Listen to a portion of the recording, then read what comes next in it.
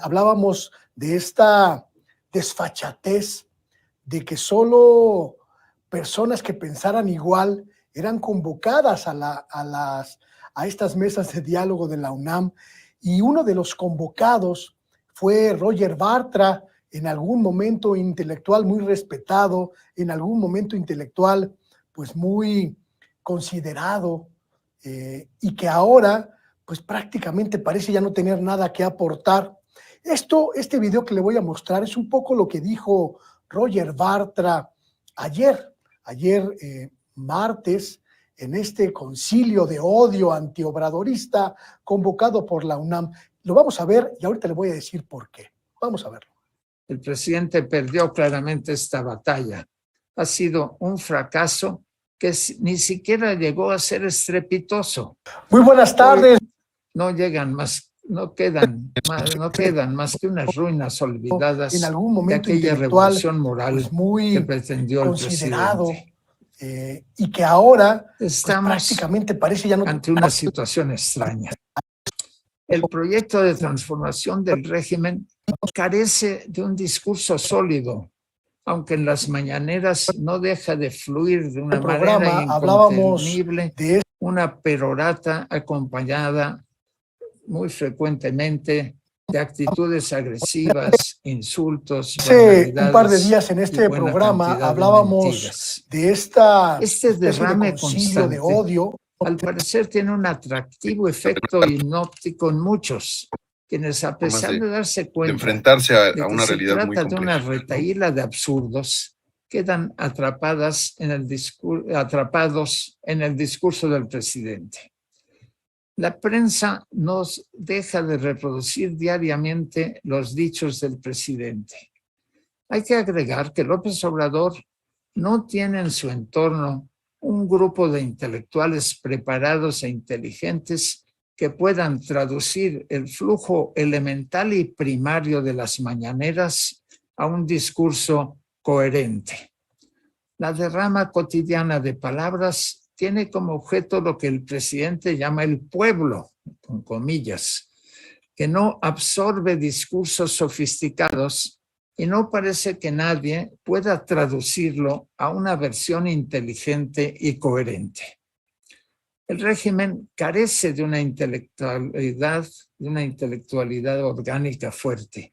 Se reduce a unos cuantos comentaristas, algunos caricaturistas y muchos matraqueros que repiten los insultos y las agresiones del presidente. Hay sí unos cuantos intelectuales que apoyaron inicialmente con entusiasmo el proyecto de la 4T, acaso ya con menos entusiasmo lo siguen haciendo, pero paulatinamente han ido expresando ideas críticas y, en consecuencia, han sido marginados a una condición ambivalente y muy incómoda. Esto que usted acaba de escuchar fue analizado, mire, impecablemente por Leonardo en su cuenta de Twitter, que por cierto se llama como él, Leonardo Toledo, @Leonardo Toledo ahí en Twitter. Y dice, vea usted el tuit, don Roger, así, ya sin ninguna reverencia, porque no se la merece, ni ninguna delicadeza, porque tampoco se la merece. Don Roger, dice Leonardo, parece encerrado en una jaula llena de melancolía por el viejo régimen. Su comprensión de la realidad actual es tosca, es burda y muy alejada de la sofisticación. Prácticamente no le dejaste cabeza, Leonardo.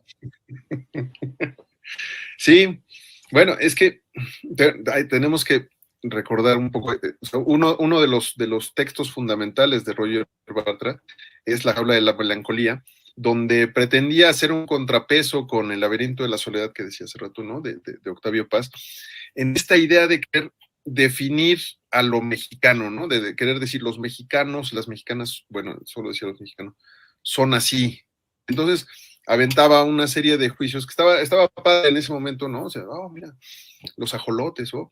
Y entonces, lo que nos deja esta intervención es que realmente desprecia mucho a esa gente que él pretendía definir, ¿no? Se les tiene así, ustedes no entienden de las cosas importantes, ustedes solo quieren pan y circo, y no sé, o sea, es bastante feo, ¿no? O sea, es bastante como triste y lamentable que una persona que tenía esa ambición de definir lo mexicano termine despreciando lo mexicano, termine despreciando a eso que le podemos llamar pueblo, a lo que le podemos llamar la sociedad mexicana, como sea, pero que sí, realmente a él no le interesa, o sea, a él le interesa ser que interlocutea con el poder, ¿no? El que sabe tú con los presidentes y el que les dice por dónde va la cosa. Y como había sido siempre, los políticos pues eran bastante cortos de saberes y de perspectivas. Y entonces alguien llegaba y les decía palabras como sofisticado y ya se quedaban impresionados. Oh, este señor es sofisticado. Y podían ser parte de la corte, ¿no? Podían ser parte sí, de la corte del poder. Y pues yo creo que extrañan mucho esa parte, ¿no? De ser invitados, de ser convidados a Palacio, disfrutar las viandas y los viajes, y están muy enojados, con razón, porque pues sí, si te quitan todas esas cosas, pues tiene mucha razón que estés enojado, ¿no? Y esa otra cosa, también, bueno, quería aclarar lo de Don, acá en estos rumbos del mundo, del sur, don es una expresión de respeto, ¿no? O sea, el don es a los viejitos y a los señores de respeto. Entonces sí lo hice con respeto, ya no le doy así como el gran, pero pues sí es un señor mayor y se le da el don como una forma de respetarlo. Pero acá, que también esa es la otra que se está moviendo, que también quería mencionar, ¿no? O sea, el asunto de siempre se habló desde el centro del país, ¿no? Siempre las voces eran lo que sucedía en la capital. Sigue siendo, eso no se ha movido muchísimo, pero también empiezan a aparecer muchas voces o sea, que ya existían, pero empiezan a notarse, empiezan a mirarse, empiezan a exigir una interlocución desde diferentes partes del país, y creo que eso es bien importante, eso nos va a ayudar mucho a construir país, ¿no? A reconocernos como un territorio completo y saber que la vida y el mundo y México es mucho más complejo que nada más la Roma y la Condesa, ¿no? O sea, creo que está chido que haya más voces. Algo que acabas de comentar que me parece absolutamente puntual, Leonardo.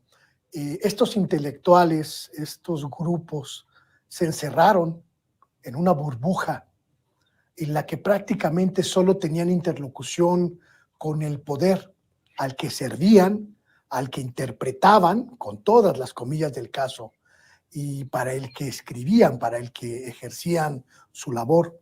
Intelectuales ajenos por completo a la gente, a lo que llamamos pueblo y a lo que llamamos sociedad, pero sobre todo ajenos a la realidad que no está en los círculos de poder, sino abajo, en las calles, en las plazas, en los mercados, es decir, intelectuales que se olvidaron de entender el pueblo para el que se supone que estaban interpretando la realidad.